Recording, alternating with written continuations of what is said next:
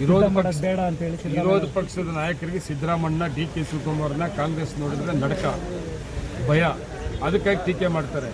ಆ ಭಯ ಇಲ್ಲದಿದ್ರೆ ಅವ್ರು ಜಾಸ್ತಿ ಮಾತಾಡ್ತಾ ಇರಲಿಲ್ಲ. ಈಗ ಸಿದ್ದರಾಮಣ್ಣವರು ಮುಖ್ಯಮಂತ್ರಿಗಳು ಪಾಕಿಸ್ತಾನ ಪರ ಮಾತಾಡಿರೋದಲ್ಲ, ಯುದ್ಧ ಬೇಡ ಅಂತ ಹೇಳಿರೋದಲ್ಲ, ಸಂದರ್ಭ ಅಂತ ಹೇಳಿರೋದು. ನಾವು ಒಂದೇ ಸಾರಿ ಯುದ್ಧ ಮಾಡ್ತೀವಿ ಅಂತ ಹೇಳೋದಲ್ಲ, ಅಂಥ ಸಂದರ್ಭ ಬಂದಾಗ ಮಾಡಲೇಬೇಕು, ಎಲ್ಲರೂ ಒಟ್ಟಿಗೆ ಭಾರತೀಯರೆಲ್ಲ ಒಂದಾಗಬೇಕು ಅಂತ ಹೇಳಿದ್ರು ಅಲ್ವಾ. ಇಲ್ಲ, ವರ್ತನೆ ಬರೋದಾಗ ಇನ್ನೂ ಸ್ಟ್ರಾಂಗ್ ಆಗಿದ್ದಾರೆ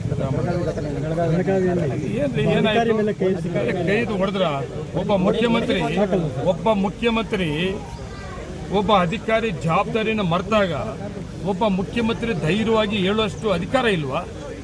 ಅದನ್ನೇ ಹೇಳಿರೋದು. ಹೊಡೆದ್ರ ಅವರು ಹೊಡೆದ್ರ ಯಾವ ಥರ ಮಾತಾಡಿದ್ದು ದಾಟಿ ಸ್ಟೈಲಿ ಹೊಡಿತಾ ಇದ್ರು ಅಂತೇಳಿ ಸೃಷ್ಟಿ ಮಾಡೋದಿಲ್ಲ. ಅವ್ರ ಸ್ಟೈಲೇ ಅದು, ಒಬ್ಬೊಬ್ರದ್ದೊಂದು ಥರ ದಾಟಿ ಇರ್ತದೆ.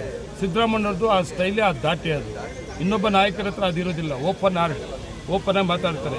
ಆ ಸ್ಟೈಲಿನ ಅರ್ಥ ಮಾಡ್ಕೊಂಡವರಿಗೆ ಅದು ಒಳ್ಳೆ ಭಾಷೆ ಅಂತ. ಕಪ್ಪು ಬಾಟ ಪ್ರದರ್ಶನ ಮಾಡಿದ್ದಕ್ಕೆ ಏನಂತಾರೆ? ಅದು BJP ಅವರು ಆ ಕಪ್ಪು ಬಟ್ಟೆ ಪ್ರದರ್ಶನ ಮಾಡೋಂಥ ಸಂದರ್ಭ ಏನಿತ್ತು? ಅವ್ರಿಗೇನಾದ್ರು ಬೇಕು ಅಂತೇಳಿ ಮಾಡೋಂಥವ್ರು.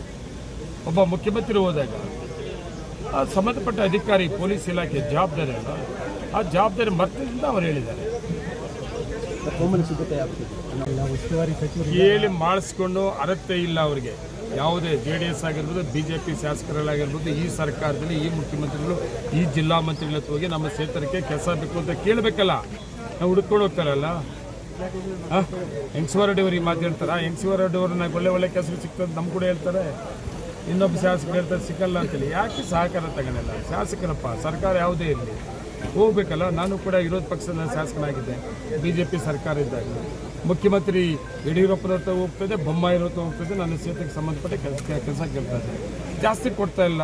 ಕೇಳಿದ್ರೆ ಒಂದು ಸ್ವಲ್ಪ ಕಡಿಮೆ ಆದರೂ ಕೊಡೋರು, ಕೇಳಲೇ ಇಲ್ಲ ಅಂತ ಕೊಡ್ತಾರಾ? ಅದೇ ಇವ್ರ ಕತೆ ಆಗಿದೆ.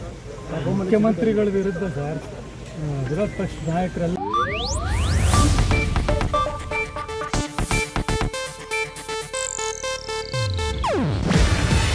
ಇದು ಏಷ್ಯಾನೆಟ್ ನ್ಯೂಸ್ ನೆಟ್ವರ್ಕ್ ಪ್ರಸ್ತುತಿ. ನೀವು ನೋಡ್ತಿದ್ದೀರಾ ಏಷ್ಯಾನೆಟ್ ಸುವರ್ಣ ನ್ಯೂಸ್.